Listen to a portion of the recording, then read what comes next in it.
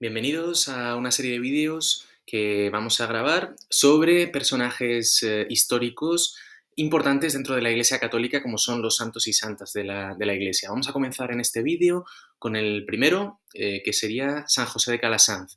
Este santo es un santo español que vivió en el siglo XVI. Nace en el año 1557 en la provincia de Huesca, concretamente, en un pueblecillo llamado Peralta de la Sal. Nace en el seno de una familia numerosa y ferventemente creyente, católica. Le educan desde el principio en la piedad, en la fe católica y en las letras también. De hecho, le mandan a estudiar a Lérida, después viaja a Valencia, posteriormente también estudia en Alcalá y luego concluye sus estudios de nuevo en Lérida, vuelta a Lérida.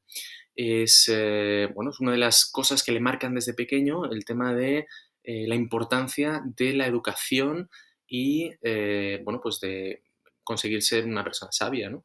Am, Luego también hay una etapa ahí importante en su vida mientras está eh, en sus estudios, terminando sus estudios, que sería, pues él siente la llamada de Dios, quiere ser sacerdote, sin embargo su padre se opone, siempre se opuso.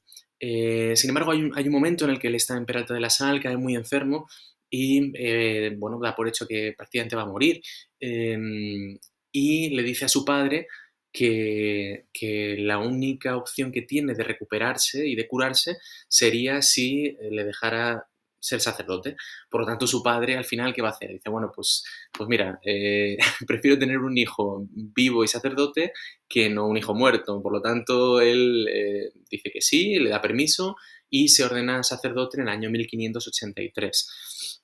Bueno, tras esto y tras esta anécdota, finalmente acaba sus estudios de doctorado en Barcelona y se traslada a Roma, que es allí donde, pues todos los sacerdotes que pretendían, tener ciertos cargos importantes tenían que ir a Roma, que es donde estaba el Papa, ¿no? La sede principal de la Iglesia, sigue estando actualmente en el Vaticano. Por tanto, coge sus cosas y se va a Roma con muchos contactos, gente que conoce, gente importante y con la pretensión, como decíamos, de conseguir un cargo importante.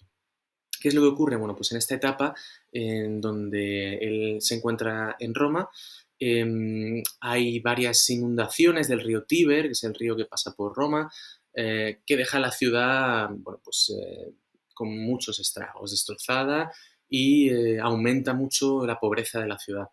Él, además, él es tutor de unos niños de una familia pudiente, pero no se siente realizado y él sigue buscando un poco ese cargo importante de obispo o similar y no se encuentra a gusto con eso. Él, no sé, en el fondo dice, no es lo que Dios quiere de mí.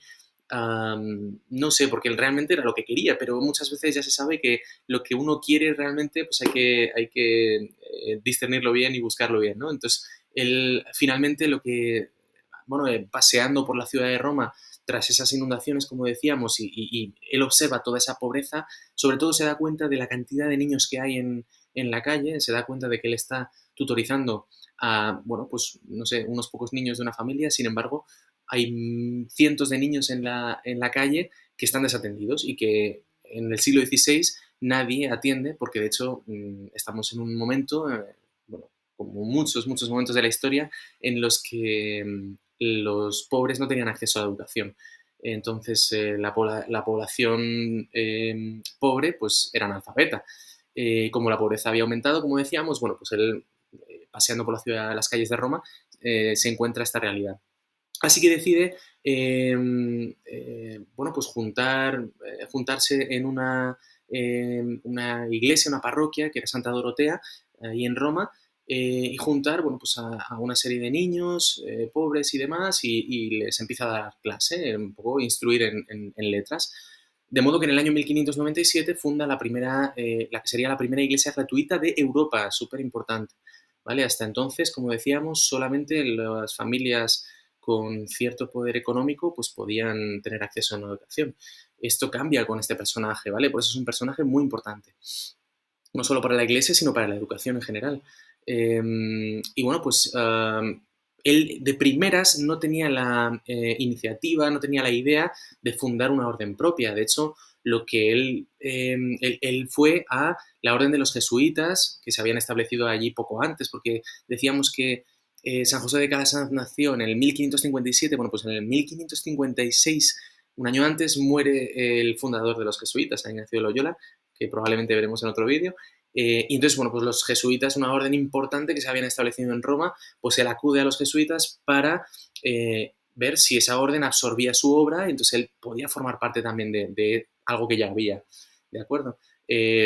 No lo consigue. También acude a los dominicos para ver si pueden absorber su obra, tampoco lo consigue. Es decir, él lo que hace es ir probando diferentes órdenes que ya están ahí asentadas en Roma para ver si pueden absorber su obra y formar parte de eso, ¿no? Sin embargo, no lo consigue, como decíamos. Por lo tanto, pide el permiso, finalmente, tras muchos intentonas, al Papa, que en ese momento es Paulo V, para fundar pues, una congregación que se dedique exclusivamente a la educación de los niños más necesitados. Funda, por tanto, la Congregación Paulina, que probablemente que luego, posteriormente, se llamará ya pues la Orden de las Escuelas Pías, ¿no? Lo que posteriormente, cuando se le van uniendo más personas que afines a lo que está haciendo, pues se le conocerá como los escolapios, ¿no?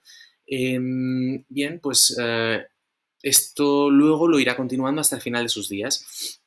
Este personaje, además, al final, prácticamente al final de su vida, cuando tiene 89 años, con un cambio de papa, ya sabemos que en estas épocas los papas, bueno, pues iban mucho por ideologías, ¿no?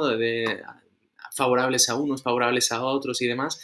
Y entonces, bueno, pues el siguiente papa, Inocencio X, no le gusta mucho o no está muy de acuerdo con las obras de José de Calasanz y erradica su obra, ¿vale? Su orden. Entonces, bueno, como decíamos, José de Calasanz tiene en este momento 89 años.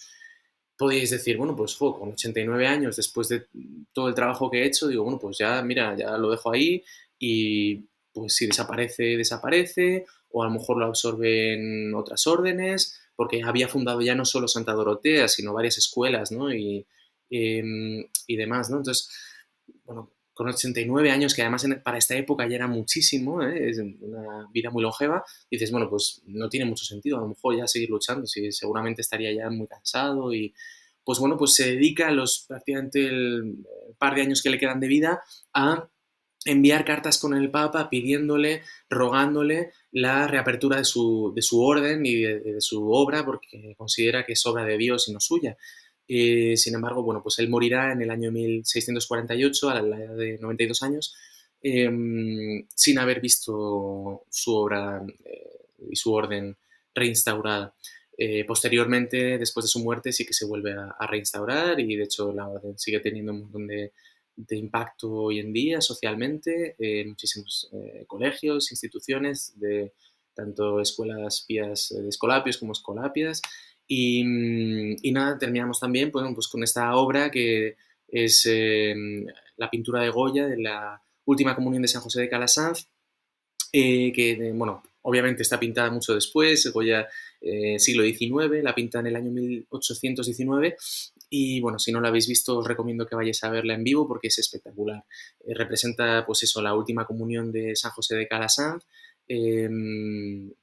y, bueno, pues eso, a la edad de 91, 92 años, bueno, en honor también a lo que él recibió, a Goya, me refiero, porque Goya estudió también en una escuela de las escuelas pías.